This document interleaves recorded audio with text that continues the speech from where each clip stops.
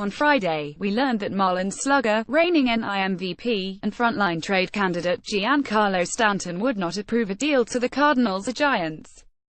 Since those two teams had been most active in discussions with the Marlins, this has led to a reset.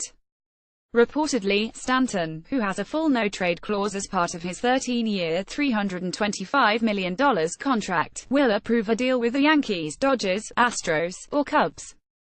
So if the Marlins want to offload Stanton, it'll likely have to be in a trade with one of those four teams. Into the reduced pay steps the Yankees. The goods, and sources Yankees making progress on a trade for Giancarlo Stanton. One source cautioned nothing done. Another was confident it's moving toward that. Either way, momentum for Stanton to Yankees is significant. Jeff Passan December 9, 2017. The Yankees, who came within one win of the pennant in 2017, are very much in contending mode right now, and they have an exceptionally bright future thanks to some impressive young talent. It makes sense that they'd want to add one of baseball's best talents to an already impressive roster. Needless to say, having both Aaron Judge and Stanton in the same outfield is compelling in the extreme, while the Yankees are working to get under the luxury tax threshold, especially now that, under the new CBA, the penalties are far more punitive, which means they may want to send some dead money the other way in any deal for Stanton. At present, the Yankees are at about $160 million committed for 2018, and the tax threshold for the upcoming season is $197 million. They have some room, but Stanton would eat up much of it. Would the Marlins be open to accommodating that goal?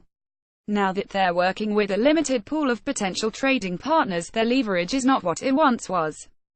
As such, they're likely not going to be able to offload as much of the $295 million left on Stanton's contract that would they been able to in a deal with St.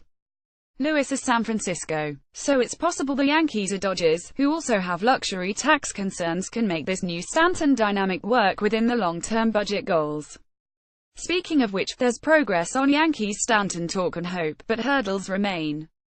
It'd likely be a mix of prospects with a high-priced veteran going to Miami too. John Heyman at John Heyman December 9, 2017. High-priced Yankee veterans include the likes of Chase Headley, Jacoby Ellsbury, and Brett Gardner. Also notable is that Marlins CEO Derek Jeter is of course a Yankees legend, and he's deeply familiar with the current Yankee front office. Along those same lines, as for the merits of Stanton, they're obvious. He's coming off a 2017 season in which he mashed 59 homers and slugged .631.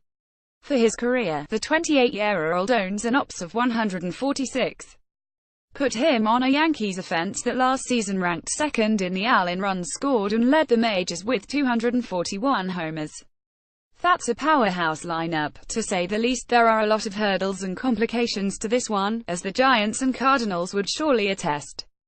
The idea of Stanton in pinstripes possibly batting in front of Judge is sufficiently tantalizing.